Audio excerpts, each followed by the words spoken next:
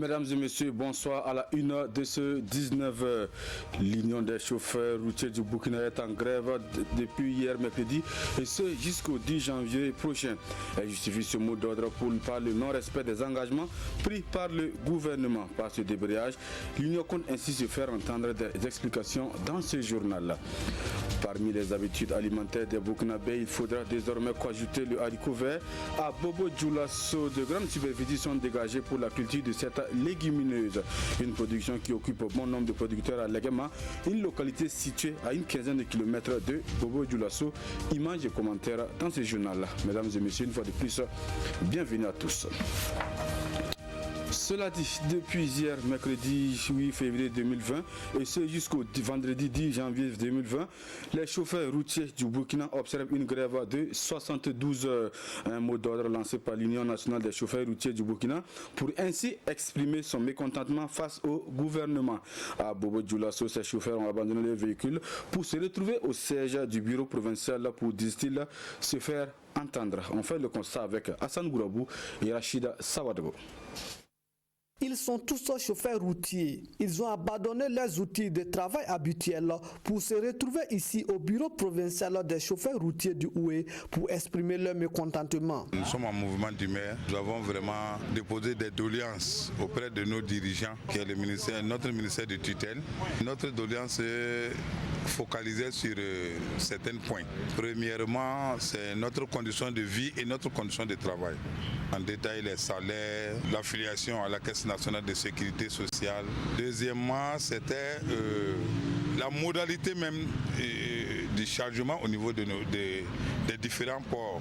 Nos camions vont garer au niveau des ports, faire 3 mois, 2 mois sans avoir de chargement. Par contre, d'autres camions, pour ne pas dire des camions étrangers, sont en train de charger vraiment nos marchandises en destination du Burkina Faso. Cela est dit à l'organisation même de la modalité même du chargement. Le mouvement d'humeur est prévu pour durer 72 heures. En exprimant publiquement leur mécontentement, l'URCB, l'Union des chauffeurs routiers du Burkina, espère avoir gain de cause. Nous sommes tous burkinabés. Nous avons droit aussi à réclamer nos droits. Il y a des chauffeurs qui touchent moins de 50 000. Aujourd'hui, si un camion fait un accident, après l'enterrement, le patron vient donner un sac de riz et puis c'est fini. Et la famille se laisse à lui-même. Les enfants n'arrivent plus à aller à l'école. Or, par contre, si nous sommes affiliés, au moins à la caisse, on aura quelque chose de la part de la Caisse nationale de sécurité sociale. Donc, tous ces petits paramètres-là, nous avons besoin de ça au Burkina, franchement. On n'a pas de port au Burkina. Tout ce qui rentre au Burkina Faso sont transportés par nous les routiers. Donc vraiment, il faut que l'État aussi puisse nous aider. Pour ces manifestants, cet acte est un avertissement. Ils avancent que si rien n'est fait pour la satisfaction de leur plateforme, ils lèveront plus le ton les jours à venir. On reste toujours à Bobo Dioulasso pour parler culture à présent. Si la ville de Sia est considérée comme la capitale culturelle du Burkina, force est de constater que certaines activités culturelles ne rencontrent pas l'assentiment de nombreux Bobolais. Parmi ces activités, on peut citer le comportement des masques lors de leur sortie. Pour un bon nombre de rayonnements de la culture et une cohésion entre les habitants de la ville de Sia, le conseil municipal et des coutumiers se sont rencontrés pour une réflexion en vue de valoriser la culture tout en tenant compte de l'aspect cosmopolite de la commune. Hassan Gourabou, Rachida Sawadgo. Valoriser la culture bobo dans la ville de Sia tout en tenant compte de l'aspect cosmopolite de la cité, c'est tout l'enjeu de cette rencontre. Ici, le conseil municipal de Bobo Dioulasso et des coutumiers sont en réflexion en vue de trouver une place honorable à la culture dans cette commune de Bobo Dioulasso en plein développement. Vous savez très bien que cette ville est cosmopolite. Et maintenant, si les coutumes des bobos doivent s'exprimer dans la ville, je prends l'exemple des masques qui sortent, qui fouettent souvent les gens, ça ne convient pas. Alors que non, le fouet là, c'est le repas des masques chez les bobos. Mais aujourd'hui, dans la ville, tout cela ne peut plus s'exprimer comme ça. Si les funérailles sont bien organisées, le programme des masques est connu à l'avance, les touristes seront au rendez-vous. Si les arènes de danse sont bien améliorées, tout le monde ira voir la danse des masques. Ce sera le match du football où les gens vont au stade pour regarder. Ce sera très bien pour la ville. Pour les conseillers municipaux, tout comme les coutumiers, la question de la culture à Bobo-Dioulasso est vraiment d'actualité et tous saluent l'initiative de cette rencontre. Nous allons ensemble voir comment, à partir de la culture, nous pourrons, avec la ville, nous pourrons quand même nous développer. Parce qu'aujourd'hui, il ne faut pas laisser la culture seulement. Il y a culture et développement. Donc il faut qu'on joigne les deux pour pouvoir quand même aller en avant. À l'issue de cette rencontre, le conseil municipal de Bobo-Dioulasso et les coutumiers espèrent parler le même langage. Et cela pour un rayonnement de la culture et une cohésion entre les habitants de la ville. La chaîne de solidarité envers les déplacés internes se poursuit et cette fois-ci, c'est la Fédération des associations islamiques et la communauté catholique de la région de l'Est qui volent au secours de ces personnes en détresse installées dans la ville de Fadana Gourma. Elles leur ont fait don de vivres, de vêtements et de numéraires de près de 800 000 francs CFA. Des dons qui ont été remis symboliquement au maire de la ville de Fada. Le reportage est signé Amadou Issaïdou Nikema et Ibrahima Sanou. La Fédération des associations islamiques du Burkina, FAIB section de l'Est, offre un lot de vivres ainsi que des habits aux déplacés internes de la ville de Fadangourman. Il y a nos parents qui sont déplacés vers Fada ville. Donc en tant qu'islam, ça nécessite d'aider l'étranger qui franchissent dans votre territoire. À sa suite, c'est la communauté catholique qui fait également parler son cœur à l'endroit de ces hommes rendus vulnérables par l'insécurité. Nous, dans notre paroisse, il y a beaucoup de déplacés, les gens qui sont dans les villages de la paroisse. Et on a vu comment ils ont fui leur lieu. Et nous-mêmes, on peut même plus aller dire les messes là-bas. Les chrétiens ont dit, mais qu'est-ce qu'on peut faire? Et on a fait une animation et on a récolté. On demanda à ce que chacun donne ce qu'il a. Les maires et les hauts commissaires reçoivent symboliquement ces dons. Ils rassurent par la même occasion que les déplacés entreront en possession de ce qui leur revient. Pour ces déplacés, un seul mot. Merci et encore merci aux donateurs. Voilà, pour dire merci à la communauté musulmane et la communauté catholique parce que j'ai assisté à la remise des 2 dons et nous n'avons pas encore reçu les dons qui ont été donnés, mais nous sommes conscients que ça va nous parvenir et ça va nous soulager, que Dieu continue à les donner pour qu'ils puissent continuer à prendre en charge eux-mêmes et qu'ils puissent continuer également à nous aider, que Dieu nous donne également la paix pour que nous puissions retourner chez nous. Du numéraire a également été remis, soit 300 000 francs CFA par la FAIB et plus de 500 000 francs par la communauté catholique. Les producteurs et transformateurs de produits locaux de la province de la Tapoua disposent désormais d'une plateforme de promotion et de valorisation de leurs produits.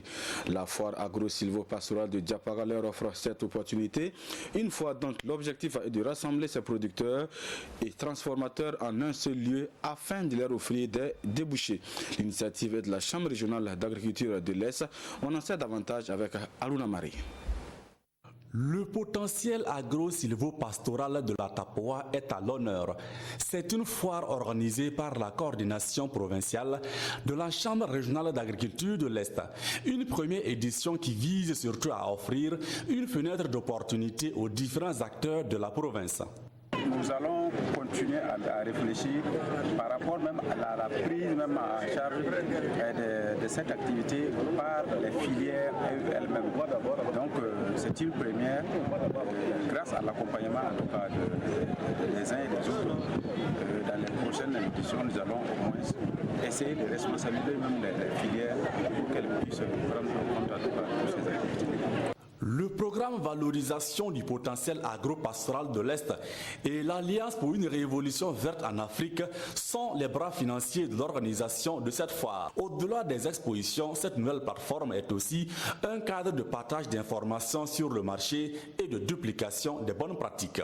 Dans un contexte où l'agriculture constitue le socle du développement économique et social, il est plus qu'impérieux d'entreprendre des initiatives à tous les niveaux, à même de contribuer à l'essor du monde rural. C'est d'ailleurs cette vision qu'imprime le Plan national de développement économique et social. Cette vitrine est aussi une tribune pour récompenser les meilleurs producteurs et transformateurs. Tous se disent convaincus que cette foire devra contribuer à une meilleure promotion de leurs filières respectives avec pour finalité d'apporter une plus-value au monde rural. Le haricot vert, lui, n'a plus besoin de faire trois promotions. Longtemps considéré comme la nourriture des privilégiés, il fait désormais partie des habitudes alimentaires de nombreux Burkinabés. Une légumineuse prisée à Bobo-Dioulasso, au marché de Legama, le haricot vert se vend comme de petits pains. La majeure partie de la production de ce haricot vert vient du champ de Legama, une localité située à une quinzaine de kilomètres de Bobo-Dioulasso. C'est un dossier signé Manekanyan et Amadou Louké. Dans ces jardins du village de Legama, des centaines de petites parcelles de haricots verts. Madou Sanou a plus de 10 années d'expérience dans le jardinage. Les haricots verts poussent 5 jours après les semis et la première récolte intervient au bout de 50 jours. La récolte se fait chaque semaine. La plupart des jardiniers sont en pleine récolte, l'étape la plus difficile dans la production du haricot vert, d'où son exploitation sur de petites parcelles, environ un quart d'hectare par producteur. J'ai engagé 7 personnes ce matin pour la récolte. Chaque personne est payée à 500 francs par jour, plus 2 boîtes de haricots. Je leur prépare aussi à manger. On engage par semaine pour la récolte environ 24 personnes, plus 5 000 francs pour leur alimentation par jour. La plus grande parcelle des haricots verts que nous avons aperçue s'étend sur un demi-hectare. Peu importe, la culture du haricot vert profite à ces jardiniers. Chaque semaine, j'obtiens au moins 75 000 francs CFA pour la vente de ma production. Les 2 années, chaque récolte me procurait jusqu'à 18 sacs de 100 kilos. Cette année, je récolte à peine 8 sacs. Si le marché est bien, le sac de 100 kilos est vendu jusqu'à 25 000 francs. Sinon, il chute à 10 000. Tout mon haricot vert est vendu par ma sœur à Bobo-Dioulasso. La grande partie de la production de Legama est vendue ici à Bobo-Dioulasso, à Legama Logo, le marché de Legama. Un marché qui doit d'ailleurs son nom au village de Legama. Tous les légumes et fruits vendus ici étaient produits dans le village de Legema. C'est pourquoi ce marché porte son nom. À Legama Logo, Aminata Sanou vend depuis 15 ans du haricot vert qu'elle fait venir chaque matin des jardins de Legama. Nous allons chercher le haricot vert depuis Legema. On peut vendre par jour 10 sacs de 100 kilos, parfois même 20 sacs. Considéré dans le temps comme étant un aliment de luxe réservé à une élite, le haricot vert est aujourd'hui accessible à toutes les bourses. Ce plat coûte actuellement 150 francs CFA à Legama Logo. Point final donc pour cette édition de 19h. Merci de nous avoir suivis. Bonne suite de programme sur la RTV.